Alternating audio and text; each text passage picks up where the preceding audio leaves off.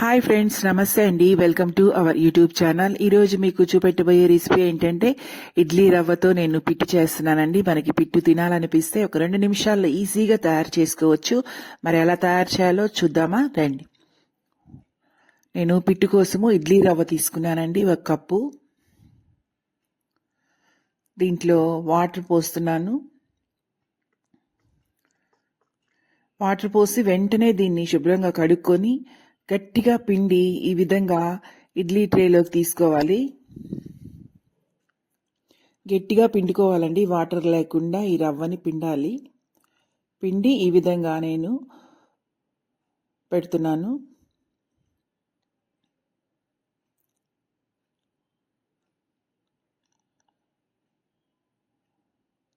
రవ్వనంతా నేను ఈ విధంగా పిండుకొని ఇడ్లీ గిన్నెలో పెట్టుకుంటున్నానండి. దీన్ని ఇప్పుడు మనము ఉడికించుకుందాం. ఇడ్లీ కుక్కర్లో పెట్టి ఉడికించుకుంటున్నాను. ఇది 30 సెకండ్స్ పాటు ఉడికితే సరిపోతుంది, ఎక్కువ ఉడకకూడదు. లైట్గా జస్ట్ 30 సెకండ్లు మాత్రమే ఉడకాలి. నేను ఇడ్లీ కుక్కర్లో పెట్టి ఈ విధంగా ఉడికించుకుంటున్నాను. ఇది 30 సెకండ్స్ అయిందండి. ఇప్పుడు బయటికి తీసుకున్నాను. ఈ విధంగా ఉడికింది. దీన్ని చల్లారనిద్దాం.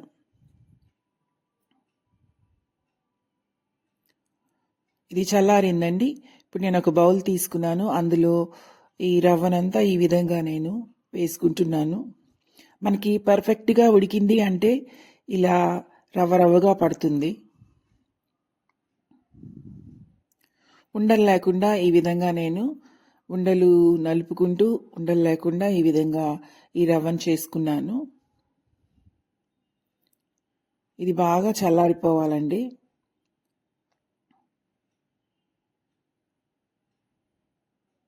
ఈ విధంగా రవ్వ రవ్వగా వచ్చింది. ఇప్పుడు ఇందులో ఇలాచీ వేస్తున్నాను.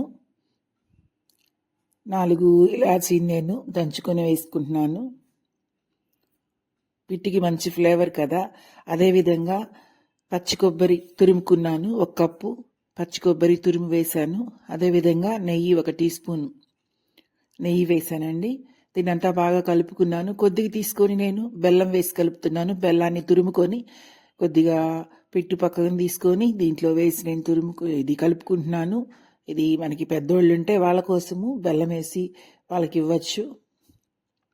ఇంకొద్దిగా తీసుకొని షుగర్ ఫ్రీ ఉంటుంది కదా, షుగర్ పేషెంట్ల కోసము షుగర్ ఫ్రీ వేసి కూడా ఇవ్వచ్చండి.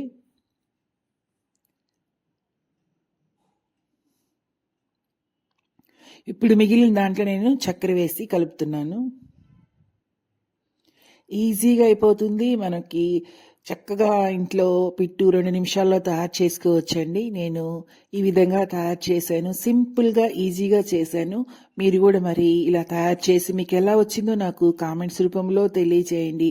నా వీడియోస్ కానీ మీకు నచ్చినట్లయితే నా వీడియోస్ని లైక్ చేయండి, షేర్ చేయండి. తప్పకుండా నా ఛానల్ను సబ్స్క్రైబ్ చేయండి.